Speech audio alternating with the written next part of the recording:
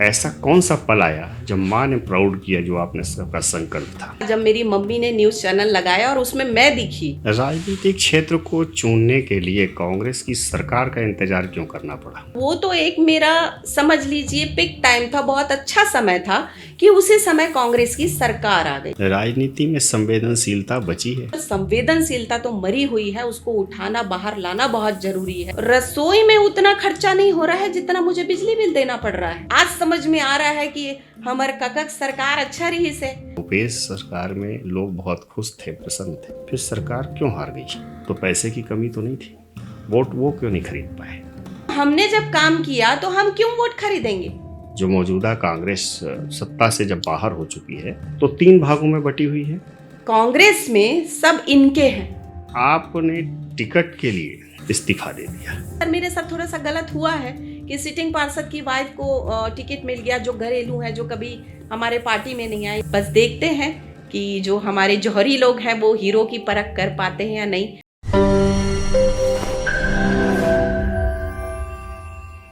नमस्कार, मैं कृष्ण कुमार सिकंदर, भास्कर दूत की ओर से आयोजित द सिकंदर शो में आपका स्वागत है।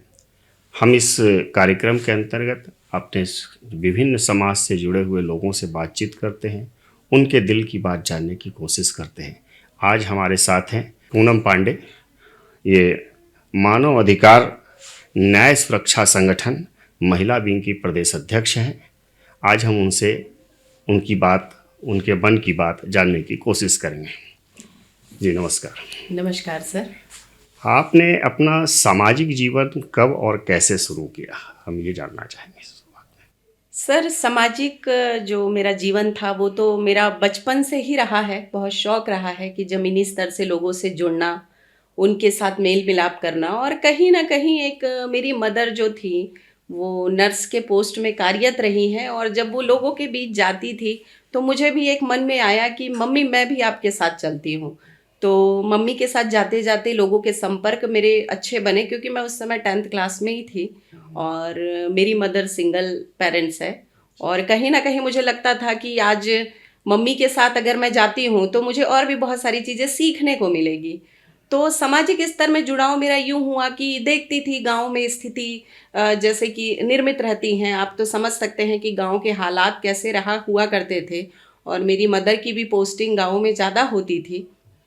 तो मुझे जुड़ाव तो बचपन से है, सामाजिक चीज़ों में जानने में उत्सुकता बहुत है कि अगर मैं यहाँ पर अगर कोई जानकारी हासिल करूँ तो मैं उनके लिए क्या कर सकती हूँ। तो कहीं ना कहीं मेरा जुड़ाव रहा है शुरू से, बचपन से, जो यहाँ तक इस मुकाम तक मैं पहुँची हूँ। और कहा जाता है कि सर सीखने के लिए कोई उम्र नहीं होती, तो आज मैं लगातार सीखते ही आ रही हूँ और सामाजिक क्षेत्र में लोगों से जुड़ भी रही हूँ, उनके काम भी कर रही हूँ, और कहीं ना कहीं एक अपना छोटा सा पहचान बना के उन तक उनकी समस्याओं को लेके चाहे मैं थाने तक जाऊं, चाहे मैं उनके मुद्दों को उठा के बात करूं, चाहे न्याय के लिए उनके हक की लड़ाई लड़ूं, मैं लगातार लड़ते आ रही हूं। अपनी माँ के साथ आपने बहुत कुछ सीखा। माँ प्रथम पाठशाला होती है, इसमें कहीं कोई दो राय नहीं है। आप अपनी प्रथम पाठशाला में कोई ऐसी यादगार चीज़ जो आपके ऊपर गहरी छाप छोड़ गई हो? सर जब मैं बचपन में थी, मैं छोटी थी, मैं आपको बता रही हूँ 9th-10th में रहा करती थी, तो मेरी माँ तो मेरी प्रथम गुरु है। और कहीं ना कहीं जो बच्चे हैं वो माँ बाप से पहले सीखते हैं। तो जब मैं अपनी माँ को लेके जाती थी, एक अभी मुहिम चलता है पोलियो ड्रॉप, जब हम पोलियो ड्रॉप पिलाने गाँव में जाते हैं, तो मैं अपनी माँ का जो बैग, जो पोलियो ड्रॉप का जो बैग था वो लेके मैं स्कूटी में उनको लेके चलती थी। और जब मैं उतरती थी तो मेरी मम्मी को ले लोग देख के दौड़ के आते थे कि महाराजिन आगे। तो एक मम्मी को देख के बड़ा प्राउड फील होता है। हर बच्चे को लगता है कि आज हमारी जो माँ है बहुत स्ट्रगल कर रही है और यहाँ तक पहुँची है। तो कहीं ना कहीं मुझे लगता था कि एक दिन मैं भी ऐसा कुछ करूँगी, क्योंकि मेरी माँ जो है बहुत स्ट्रगल की हुई महिला है, और हम 5 बहनों को यहाँ तक वो लेके आई हैं। तो मुझे लगता था कि एक दिन ऐसा आएगा कि मेरी मम्मी को लगे कि हाँ मेरी बेटियां कुछ कर रही हैं और कहीं ना कहीं उनका एक नाम चल रहा है। तो वो चीज़ें मेरी ऐसी हुआ करती थी कि लगता था कि मम्मी को देख के जब गांव वाले दौड़ के आते हैं तो बड़ी खुशी होती थी कि मम्मी का ही इन लोग वेट करते हैं। गांव में एक नर्स होना बहुत ज़रूरी है, और सामाजिक रूप से भी उनके साथ मम्मी बहुत टच में रहती थी। तो वो चीज़ ऐसा था, वो दिन आज भी मुझे याद है, शनिवार का दिन था जब मम्मी लेके गई थी मुझे। तो उस दिन से मैंने प्रण ले लिया कि नहीं, आज मेरी माँ को देख के मुझे इतना प्राउड होता है, कल मेरी माँ को लगे कि हाँ मैंने अपनी बेटियों को बहुत अच्छे से पाला पोसा बड़ा किया और आज इस मुकाम पे खड़े किया। सामाजिक जीवन के जीते हुए ऐसा कौन सा पल आया जब माँ ने प्राउड किया, जो आपने सबका संकल्प था? मेरी मम्मी को उस दिन लगा कि जब अब देखिए सर, मेरा तो राजनीतिक कैरियर भी था, मेरा एक सपना था, लेकिन कहीं ना कहीं सबसे पहले मैं मीडिया क्षेत्र में आई। और मीडिया क्षेत्र में आने के बाद एक रहता है कि जब हम जमीन से जुड़ते हैं, जब लोगों के खबरों को मुद्दों को उठा के बात करते हैं, उनके हक की लड़ाई लड़ते हैं, तो कहीं ना कहीं एक हमारा नाम भी होता है। और मैं फील्ड रिपोर्टर थी और एक फेम था मेरा। तो जिस दिन मेरी माँ को पता चला कि ये पत्रकार है और टीवी में आने वाली है, तो माँ लोग का रहता है कि कितने बजे, तो मैंने कहा इतने बजे। तो मम्मी ने टीवी ऑन करके रखा और कहा कि मैं बैठ गई हूँ। तो मैंने मम्मी को कहा कि अभी मेरा आएगा, कुछ जो मैंने खबर करी आराम से देखना। तो वो मेरे लिए बहुत प्राउड वाला मोमेंट था जब मेरी मम्मी ने न्यूज़ चैनल लगाया और उसमें मैं दिखी। तो मेरी माँ ने मुझे कहा कि आज लग रहा है मुझे कि मेरी बेटी उस मुकाम पे है।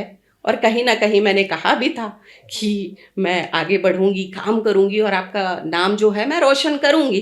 हम लोग 5 बहन हैं और पांचों ने बहुत नेक काम किए हैं। आज का हम सारी बहनें, एक समझ लीजिए कि हम वो संस्था में काम कर रहे हैं कि महिलाओं के लिए ही हमने बीड़ा उठाया है। तो लगातार, तो ये मेरा प्राउड मोमेंट बहुत अच्छा रहा है। और जब मैं घर आई और मदर को जब मैंने देखा, तो एक सुकून आया दिल पे कि हाँ मैंने काम तो किया और मेरी माँ के आशीर्वाद से ही किया। पत्रकारिता किन परिस्थितियों में आपने छोड़ दिया? पत्रकारिता तो भी एक समाज सेवा का मार्ग है और निश्चित रूप से जो है जनता के बीच उनकी चीज़ों को हम सामने रख पाते हैं। हालांकि मैं स्पष्ट मानता हूं कि अब पत्रकारिता का वो दौर नहीं है जो कभी हुआ करता था, लेकिन फिर भी पत्रकार होने का एक स्वाभिमान, एक महसूस होता है, गर्व महसूस होता है, मैं भी महसूस करता हूँ। तो आपने इस क्षेत्र को अचानक कैसे छोड़ दिया? क्या ऐसा टर्निंग पॉइंट आया? सर, क्षेत्र को मैंने छोड़ा नहीं था, कुछ परिस्थिति ऐसी बनी थी। आपको मैंने अभी कहा था कि राजनीतिक क्षेत्र में भी मेरा एक अलग लगाव था। मुझे वो दिन आज भी याद है जब कोरोना काल में माहौल बदलता रहा और लोग परेशान हुआ करते थे। उस समय पहला प्रथम चरण ही चल रहा था और मेरी बच्ची है, मेरी 10 साल की बच्ची थी और उसका स्पाइन का बहुत बड़ा ऑपरेशन होना था। तो मुझे तो ठीक है, मुझे छुट्टियां भी मिली और कहीं ना कहीं मैं अपनी बच्ची की भी सेवा करी हूँ। लेकिन उस बीच जब कोविड काल में ये सारी चीज़ें चल रही थी, हम ज़मीनी स्तर पे उतर के खबर भी ला रहे थे, काम भी कर रहे थे, मैं घर भी संभाल रही थी। लेकिन उस बीच 2018 में सब सरकार आई कांग्रेस की। तो सर ये मेरे लिए अब समझ लीजिए विधाता ने कुछ लिखा था कि मेरे लिए वो रास्ता बना और मेरा जो एक प्रोफाइल था कहीं ना कहीं वहाँ तक पहुँचा कि मैंने विगत इतने साल में अगर मैंने पत्रकारिता में इतने काम किए हैं, तो आगे चल के अगर मुझे मौका राजनीतिक क्षेत्र में मिल रहा है तो उसको क्यों छोड़ा जाए। तो ये ऐसा नहीं था कि मेरा प्लान चल रहा था कि मुझे छोड़ना है, लेकिन सर स्थायी रूप से मुझे एक जगह ही रहना था और 5 साल की मेरी पत्रकारिता रही है। तो जब लिस्ट में मेरा नाम आता है कि मैं प्रदेश सचिव बन गई महिला कांग्रेस में, तो वो मेरे लिए प्राउड मोमेंट था कि हाँ, राजनीति क्षेत्र में इससे बड़ा प्लेटफॉर्म तो मेरे लिए कुछ नहीं हो सकता था। और पत्रकारिता से तो मैं जुड़ते आ रही हूँ और आगे भी जुड़ी रहूंगी। तो वो एक रास्ता बना कि मुझे इसको छोड़ना पड़ गया।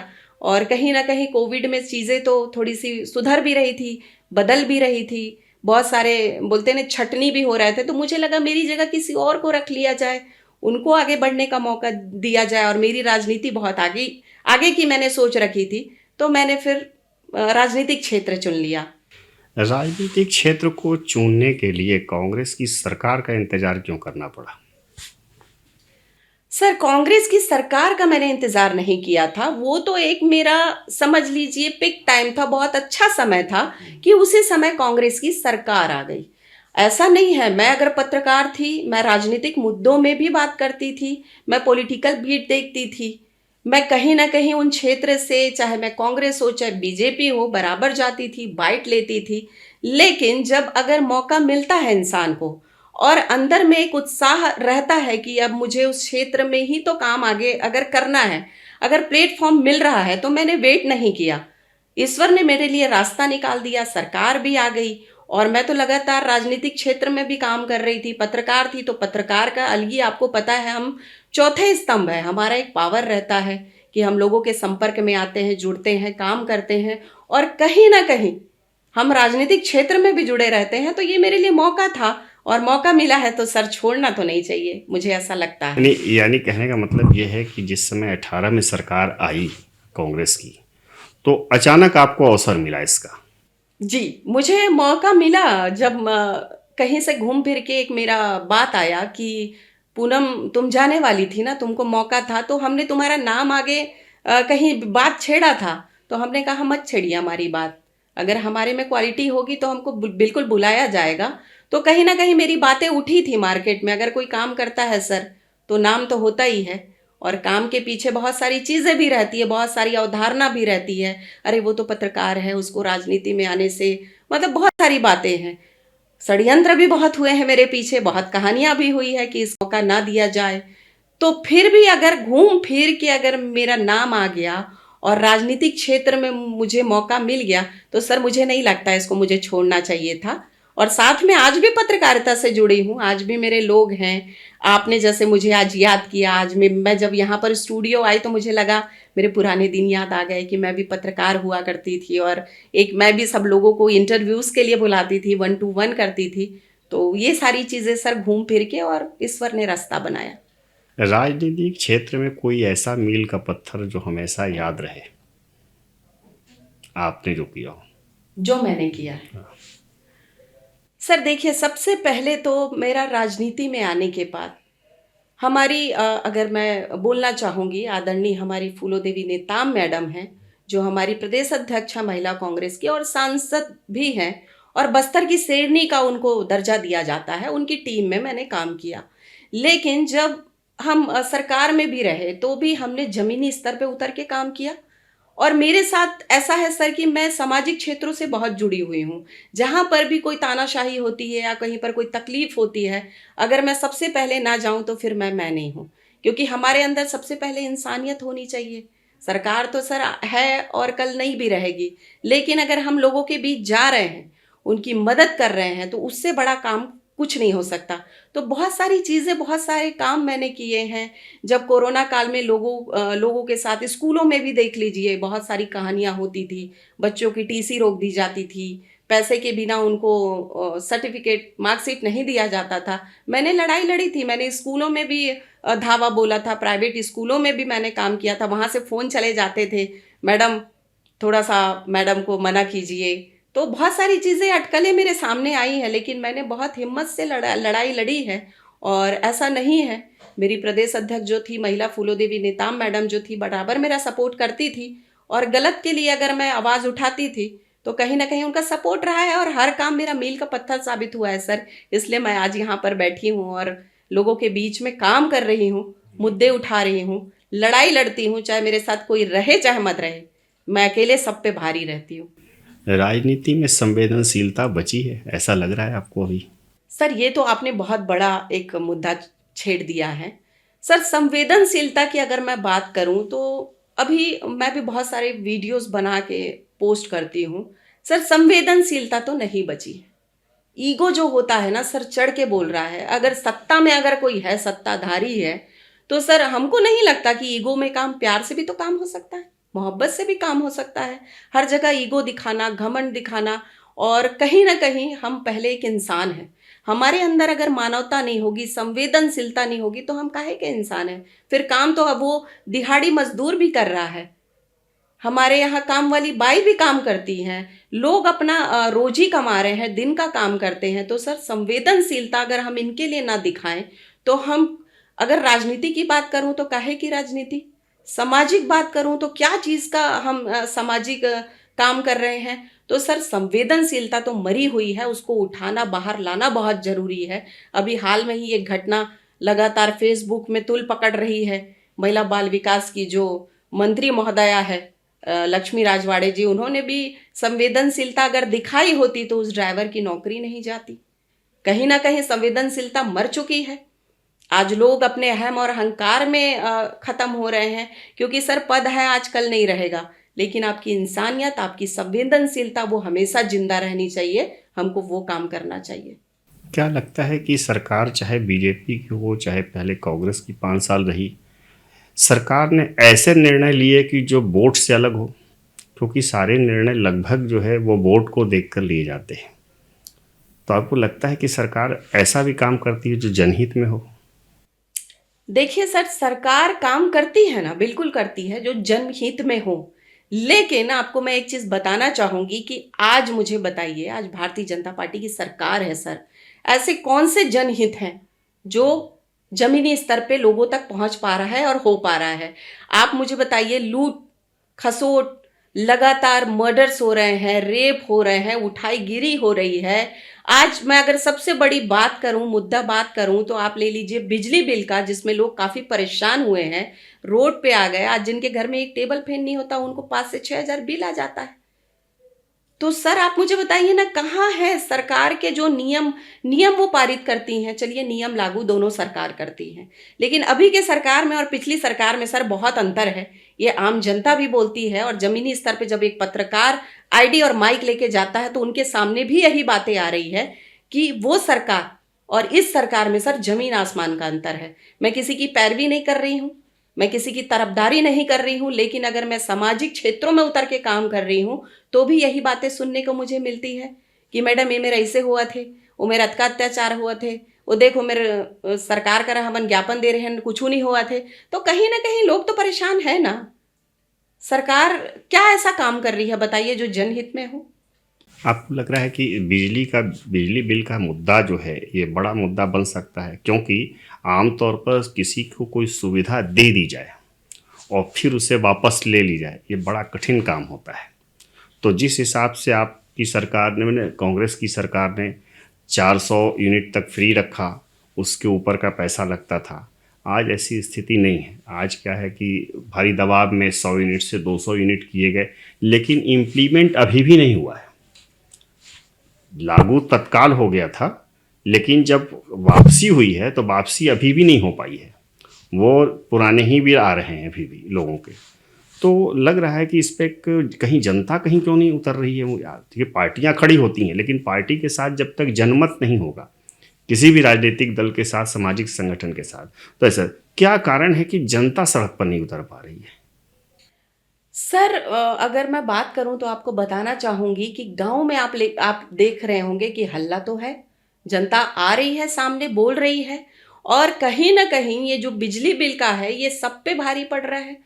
आर्थिक दृष्टिकोण से देखिए, सबके मतलब रसोई में उतना खर्चा नहीं हो रहा है जितना मुझे बिजली बिल देना पड़ रहा है। सिलेंडर का तो छोड़ दीजिए, सिलेंडर की बात कही जाती थी कि 500 रुपये में मिलेगा, क्या हो रहा है आप देखिए।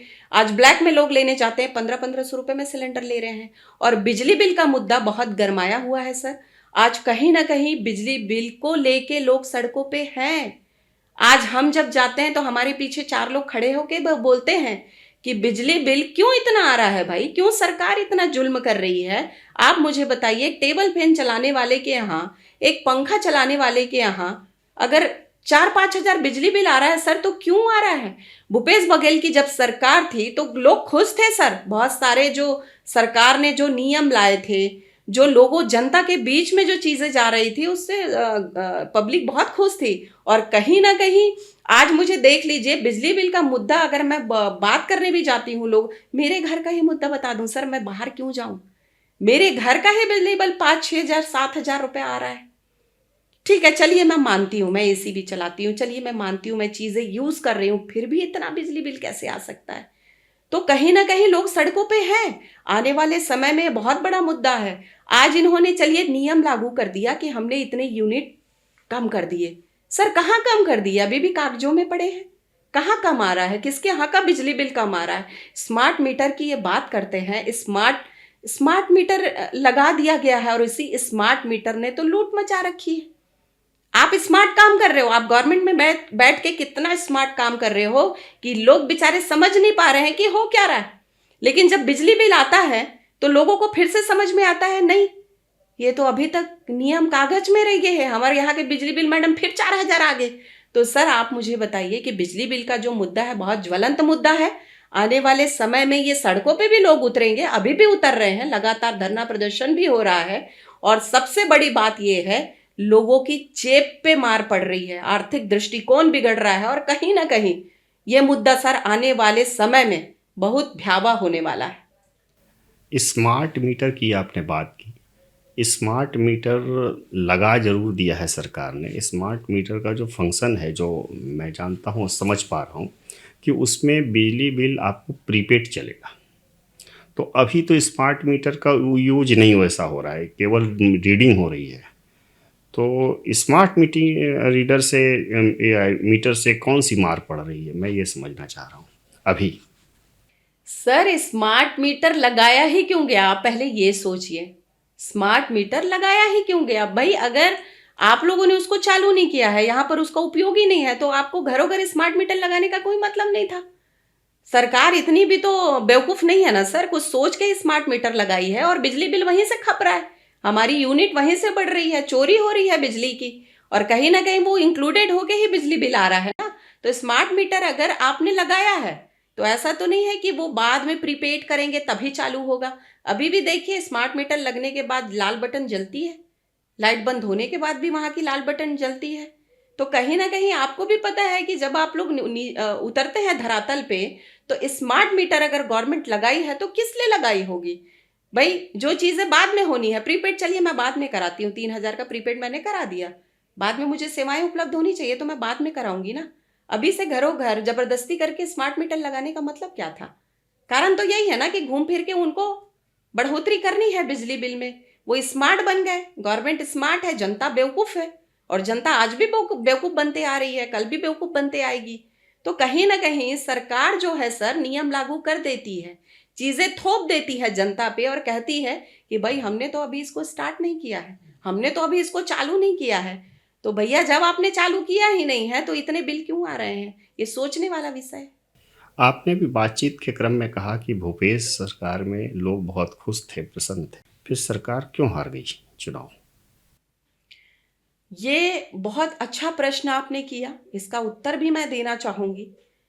देखिए सर, कहीं ना कहीं आज जब सरकार बनती है और जाती है, हम एक तरफ तो कहते हैं कि जनता का हाथ है, बिक जाती है 500 रुपये 1,000 में। आपको भी पता है सर, वोट भेज देती है जनता।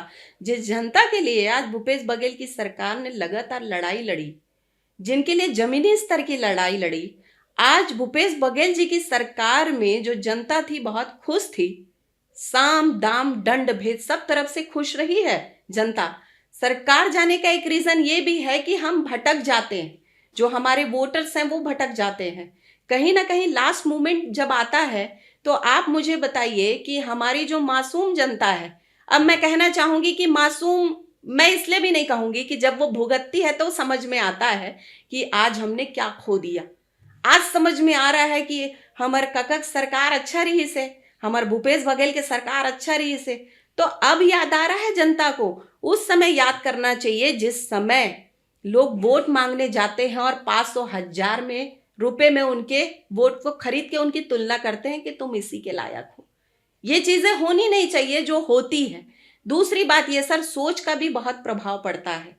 आज आपने देखा है भारतीय जनता पार्टी ने जो गेम खेला लगातार महिलाओं के ऊपर कि भाई महतारी वंदन योजना चालू कर दिए, एक लालच तो ही है सर। आपने 1,000 दे के एहसान किया क्या महिलाओं के ऊपर? उससे ज्यादा तो आपने बिजली बिल में ले लिया, उससे ज्यादा तो आपने कमा लिया। आज कहीं ना कहीं महिलाएं उसमें फंस गई। तो ये जो सरकार जो लालच उनको दिया जाता है अपोजिट पार्टी, तो जनता को भी रुकना पड़ेगा, उनको भी अपने वोट को संभाल के रखना पड़ेगा, उनको भी ये सोचना पड़ेगा कि उनका हित किस में है। तो जनता तो सर भोली भाली है, लेकिन बहुत सारी जनता जानबूझ के ये काम करती है। लेकिन आने वाले समय में फिर करवट बदलेगी, फिर मौका आएगा, फिर मौका मिलेगा कांग्रेस को काम करने का, लेकिन जनता को भी तो उतना साथ देना पड़ेगा ना। आपने एक तरह से फ्रीवीज या प्रलोभन की बात आपने की। जी। मेरे मन में आपसे बात बता रही थी, उसमें दो सवाल मेरे मन में आए कि इसके पहले जब 18 की चुनाव कांग्रेस जीती थी तो कांग्रेस ने किसानों को प्रलोभन दिया था एमएसपी बढ़ाकर देने का। एक प्रलोभन तो उन्होंने भी दिया था, जनता तब भी बेवकूफ मानी जाए। तो सर प्रलोभन, इस प्रलोभन में और वो वादा था, वादा किए थे जो निभाए हैं किसानों के लिए। बराबर भूपेश बघेल की सरकार ने किसानों के हित में काम किया है। मैंने आपको अभी बोला ना सर, 500 और 1000 रुपया ये खेला होता है, आपको भी पता है। लेकिन हमने तो वादा किया था, वादा को तो पूरा किया ना भूपेश बघेल की सरकार ने। किसानों के लिए भी क्या किया सर, बहुत अच्छे काम किए हैं, किसानों के हित में काम किए हैं। मैं जमीनी स्तर की प्रलोभन की बात कर रही हूं, जो मैं खुद उतर के देखती हूं। मैं कहीं ना कहीं जनता के बीच में भी जुड़ी हूं। आज 500 रुपये आप किसी को दे दीजिए, आपका काम यूं होगा, मैं आपका आदमी हूं, मैं आपके लिए करूंगा, आप टेंशन मत लीजिए ना, मैं तो बैठा हूं। और अगर कहीं ना कहीं आप मेरे आदमी हो तो उस 500 में आप तो बिक गए। लेकिन भूपेश बघेल की जो सरकार की आप बात कर रहे हैं, किसानों को प्रलोभन नहीं दिया गया था, वादा किया गया था, जिस वादे को भूपेश बघेल की सरकार ने पूरा तो किया। आज आप मुझे बताइए, भारतीय जनता पार्टी की सरकार जो है कितने अपने वादे में अडिग है, कितना अपना वादा निभा ली। सर एक महतारी वंदन योजना देने से, लागू कर देने से हो गया? आज जनता परेशान है। आज हमारा रायपुर छत्तीसगढ़ कहाँ जा रहा है? चाकूबाजीपुर बोला जाता है, चाकू चाकू, मर्डर्स, रेप, बलात्कार, छेड़छाड़, इस पे भी तो अंकुश लगना चाहिए अगर सरकार आ गई है तो। वादा तो इन लोगों ने भी किया था सर, वादा कहाँ पूरा किए हैं आप मुझे बताइए। मैं भी तो एक महिला हूं, लगातार फील्ड में काम करती हूं, जमीनी स्तर पे उतर के लोगों के मुद्दों के लिए लड़ती हूं, तो कहीं ना कहीं मुझे भी खतरा है। मुझे भी 1-2 बार वैसे भी देखिए धमकियां तो सबको मिलती है, मैं भी राजनीतिक क्षेत्र से हूं, मुझे भी तो जान से मारने की धमकी मिली थी, लेकिन उस चीज़ों को मैंने अकेले सॉल्व कर लिया। मुझे नहीं लगता कि मैं पब्लिक प्लेस में उसको लेके आऊं या मैं कोई इश्यूज बनाऊं, क्योंकि कहीं ना कहीं मैं भी उस फील्ड से हूं, तो सर मुझे भी डर लगता है। अभी जो गवर्नमेंट जिस तरीके से कर रही है, बहुत हल्के में काम कर रही है, मुझे भी डर लगता है। तो ये वादे किए हैं तो पूरे कहाँ किए हैं आप बताइए। आज की तारीख में सारी पार्टियां सदस्यता अभियान चलाती हैं जी। जो सदस्य होते हैं ये माना जाता है कि उनके वोटर हैं। कांग्रेस के भी हैं, बीजेपी के भी हैं, योगी जी की अपनी एक पार्टी है उनके भी हैं। यही कारण है कि वोट सबको मिलता है थोड़ा थोड़ा। लेकिन कुछ ऐसे जनता होती है जो कि किसी पार्टी का सदस्य नहीं होती है, वो निर्णायक वोट होती है। तो वोट तो फिक्स है, जो कार्यकर्ता हैं, जो उनके समर्थक हैं, जो सदस्य हैं दोनों पार्टियों के। जो न्यूट्रल वोट है तो इसका मतलब वही वोट बिकता है। एक दूसरी बात है कि भूपेश बघेल जब सरकार में थे तो पैसे की कमी तो नहीं थी, वोट वो क्यों नहीं खरीद पाए? मैं समझना चाह रहा हूँ इन चीज़ों को। इसमें मैं भी बताना चाहती हूँ, हमने तो काम किया था ना, हम तो काम के दम पे हम बात करेंगे ना। हमारी सरकार ने काम किया था, कांग्रेस की सरकार ने काम किया था, तो काम जो है सर बोलता है। पब्लिक पे जब पत्रकार जाते थे, जब वहां पर फीडबैक लेते थे, तो एक ही बात खुल के निकल के सामने आती थी कि अब की बार कांग्रेस फिर से रिपीट हो रही है। आप तक भी ये बातें आई होंगी, आप भी यहाँ पर बैठ के सारी चीजें देख रहे हैं। तो हमने जब काम किया तो हम क्यों वोट खरीदेंगे, हम क्यों किसी को पैसे देंगे, हम क्यों जमीनी स्तर पे जाके लोगों को बोलेंगे भैया ये लो रखो 1000 रुपया। भूपेश बघेल की सरकार ने तो काम किया था ना, काम के दम पे हमने वोट मांगे ना। दूसरी बात, आपने एक कहा कि जो न्यूट्रल वोट है, जो ना बीजेपी डालते हैं ना कांग्रेस डालते हैं, लेकिन कहीं ना कहीं लास्ट में वो बेल्ट हो जाते हैं, वो नोटा में दबा तो देते हैं, लेकिन ऐसा नहीं है सर 100 वोट हैं, चलिए फॉर एग्जांपल 100 वोट नोटा में नहीं दबाएंगे, कुछ 50 वोट इधर भी आ सकते हैं, 50 वोट इधर भी जा सकते हैं। ये आप किसी के दिमाग में क्या चल रहा है ये तो अंदाजा नहीं लगा सकते हो ना, क्योंकि इलेक्शन के टाइम में एक वोट भी बहुत मायने रखता है।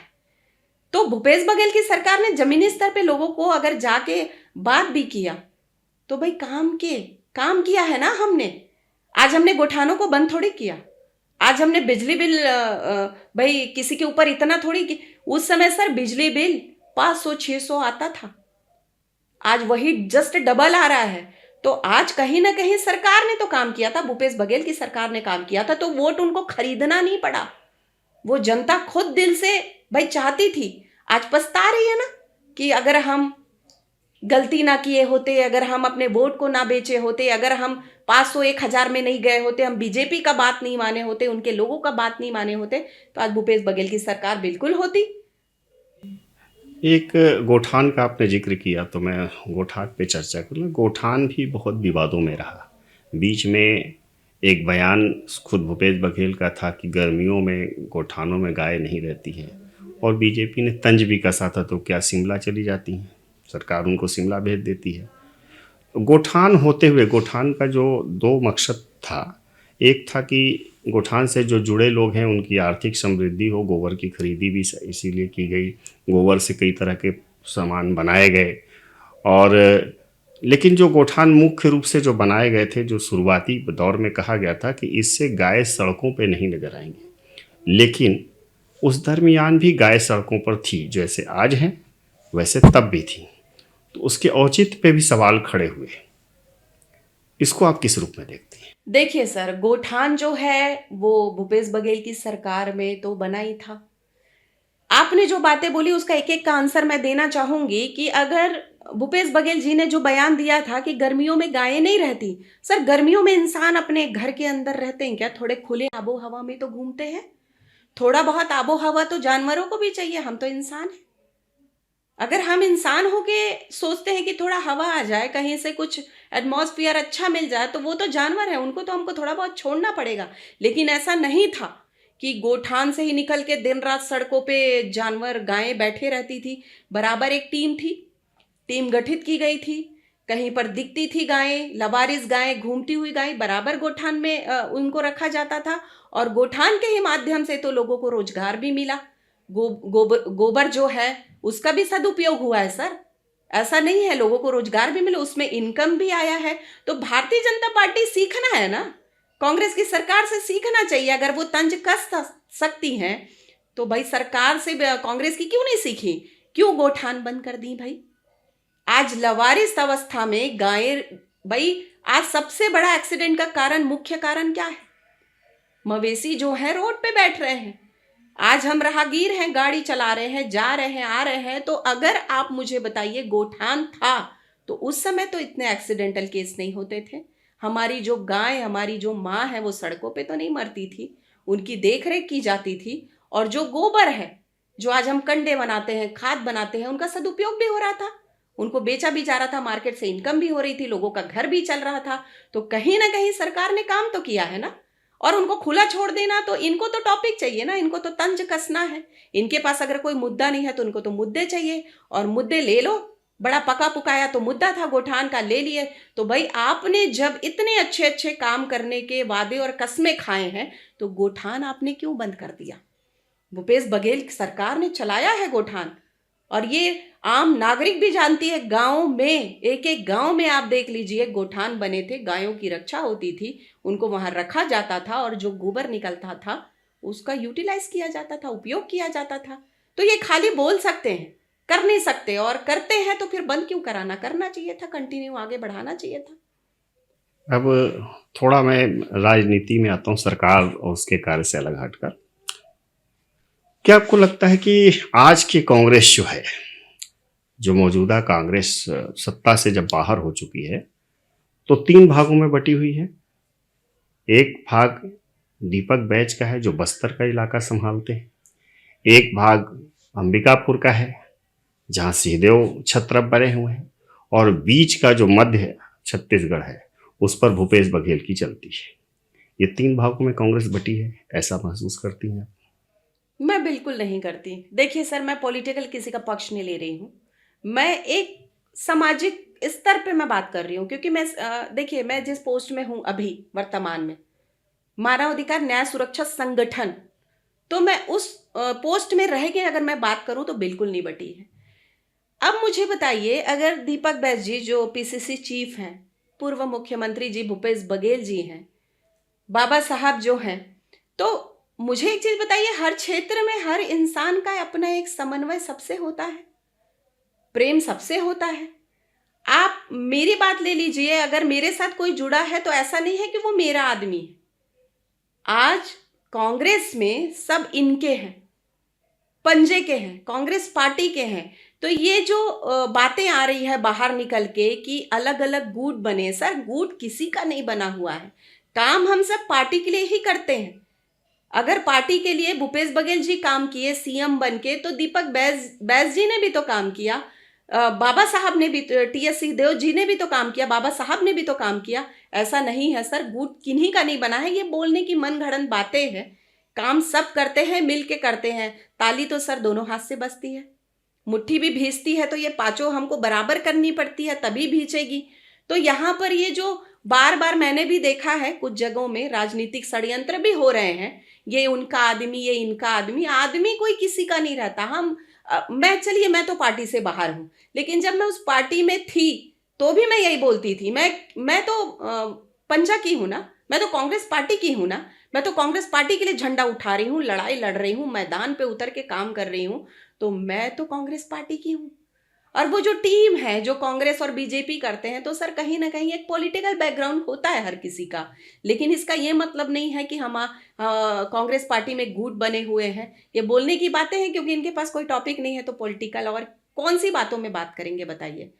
क्योंकि गुट किसी का नहीं है, पार्टी एक है, कांग्रेस पार्टी। सब सैनिक है कांग्रेस पार्टी के, काम कर रहे हैं पार्टी के लिए, और आने वाले विगत समय भी एकजुट होकर काम करेंगे। छत्तीसगढ़ कांग्रेस में आप सचिव रहीं और पार्षद चुनाव के समय, ये बड़ा छोटा चुनाव होता है, सबसे मैंने बहुत निम्न स्तर का चुनाव होता है, निकाय चुनाव जो होता है, उसमें आपने टिकट के लिए इस्तीफा दे दिया। मातृ संगठन जिसकी आपने बहुत अभी पैरवी की, उस संगठन को आपको छोड़ना पड़ा, क्या कारण था? सर सबसे पहले तो बताना चाहूंगी, मैंने इस्तीफा नहीं दिया था, मैंने अपनी बात रखी थी।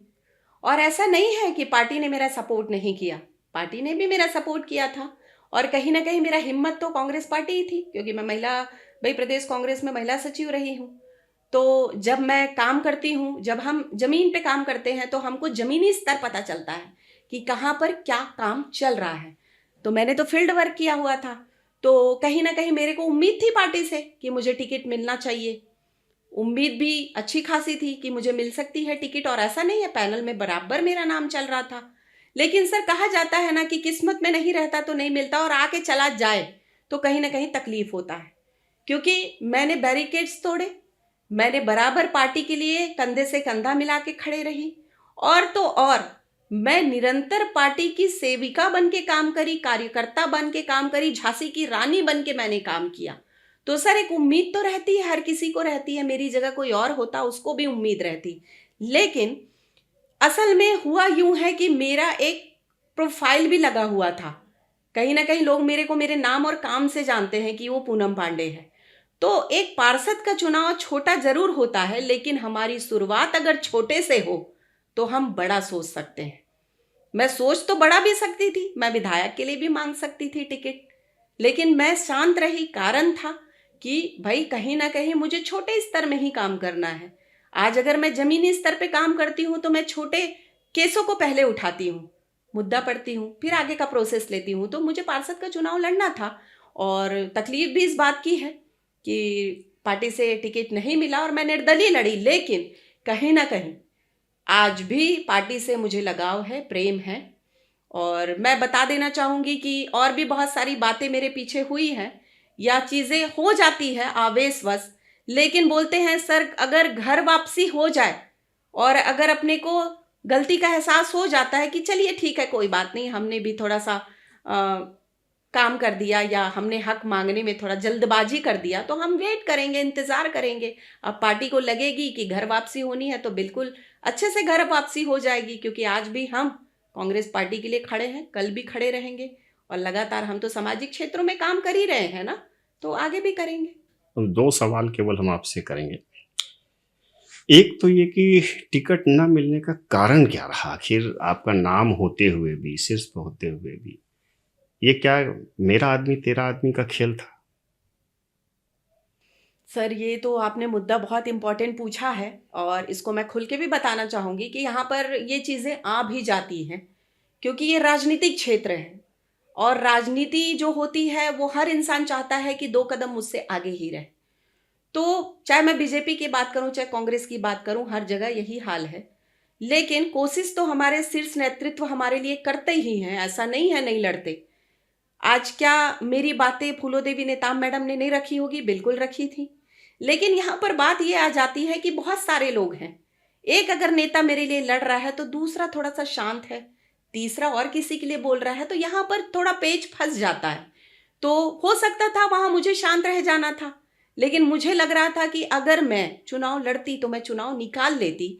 लेकिन वहां पर सिटिंग पार्षद जो थे, आपको पता होगा, उत्तम साहू जी जो हमारे आदरणीय हैं, वो भी हमारे कांग्रेस पार्टी के ही थे, पार्षद थे। तो उनकी सीटिंग भाई उनकी जो वाइफ को जब महिला हुआ वार्ड चंगोरा भाटा, तो मुझे एक उम्मीद जागी थी कि अगर मुझे टिकट मिलता तो मैं चुनाव निकाल लेती। लेकिन कहीं ना कहीं सर मेरे साथ थोड़ा सा गलत हुआ है कि सिटिंग पार्षद की वाइफ को टिकट मिल गया, जो घरेलू है, जो कभी हमारे पार्टी में नहीं आई, जिसने कभी एक झंडा नहीं उठाया, जिसने कभी एक मुद्दे में बात नहीं रखी। तो तकलीफ तो हुई है। तो जो चीज़ें हैं, आप एकदम सही बोल रहे हैं कि ये जो चीज़ें सामने हमको फेस करनी पड़ती है, और ऐसा नहीं है, ये दोनों पार्टियों को करनी पड़ती है। लेकिन शीर्ष नेतृत्व ने मेरे लिए लड़ाई लड़ी थी, मेरी बातें रखी गई थी ऊपर। लेकिन कहीं ना कहीं कुछ हुआ होगा, बट उसको मैंने स्वीकार कर लिया, कोई बात नहीं। 2 बात निकल कर सामने आई है जी।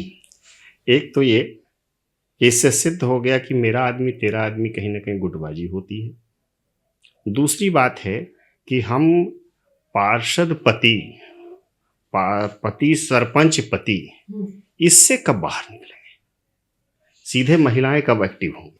देखिए सर, मीडिया के माध्यम से मैं एक बात कहना चाहूँगी। मैं किन्हीं को तो टारगेट नहीं कर रही हूँ, लेकिन ये चीज़ें बहुत ज़रूरी है बाहर आना, क्योंकि हम अपना घर परिवार छोड़ के पूरा समय देते हैं पार्टी को, चाहे सामाजिक क्षेत्र को, राजनीतिक क्षेत्र को। तो हमको लगता है कि हमको हमारा अधिकार भी मिलना चाहिए, क्योंकि जब तक हमको कोई सपोर्ट नहीं करेगा, हमारे पीछे कोई खड़े होकर ये नहीं बोलेगा कि आप आगे बढ़िए, हम आपके साथ हैं, तो हमारे अंदर का जो हिम्मत है वो और नहीं आगे बढ़ेगा। ये पति पत्नी वाला खेल तो बंद कर देना चाहिए। मैं स्पेशली कह रही हूँ न्यूज़ के माध्यम से।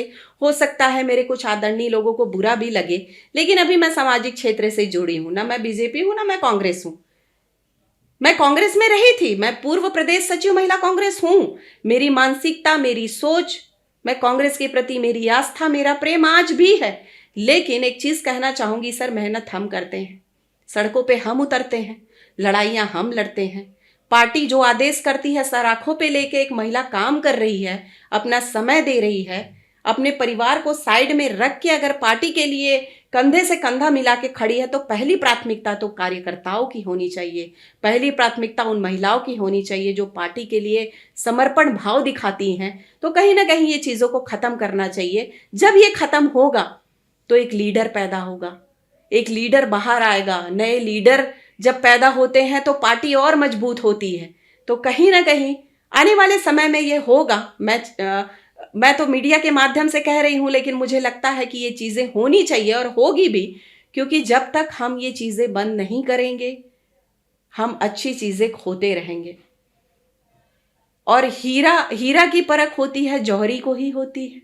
तो हीरा की परख तो जौहरी ही करेंगे, लेकिन जब हीरा अपने आप में एक रोशनी दे रहा है, एक हिंट कर रहा है, तो उस हीरे को निखारने का काम जौहरी का होता है। तो कहीं ना कहीं ये चीज़ें ख़त्म होनी चाहिए, और मैं चाहती हूँ कि बहुत जल्दी हो और हम जैसे लोगों को मौका मिले, ताकि हम जिस पार्टी में भी रहें। अभी तो मैं कांग्रेस की हूँ सर, दिल से बोल रही हूँ। देखिए, मैं झूठ तो नहीं बोलूँगी, और कई लोगों को लगेगा कि अभी तो ये पार्टी से बाहर है और ऐसा, तो पार्टी से बाहर हूँ ना। मेरे सोच को, मेरी अंतरात्मा में जो चीज़ें हैं उसको तो आप बदल नहीं सकते। कल मैं वापसी करूँ ना करूँ, मुझे पार्टी लेती है नहीं लेती है वो उनका निर्णय है, क्योंकि वो अपने निर्णय के लिए सर्वोपरि है। लेकिन मेरी सोच और मेरे ब्लड में तो मेरा कांग्रेस आज भी था, कल भी था, और आने वाले टाइम में भी रहेगा। बस देखते हैं कि जो हमारे जौहरी लोग हैं वो हीरो की परख कर पाते हैं या नहीं।